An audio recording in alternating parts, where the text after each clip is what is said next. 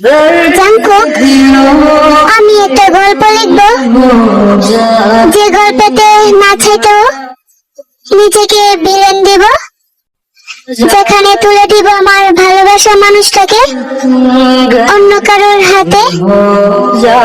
বুকে সেদিন অনেক যন্ত্রণা থাকবে, তবে মুখে থাকবে হাসি।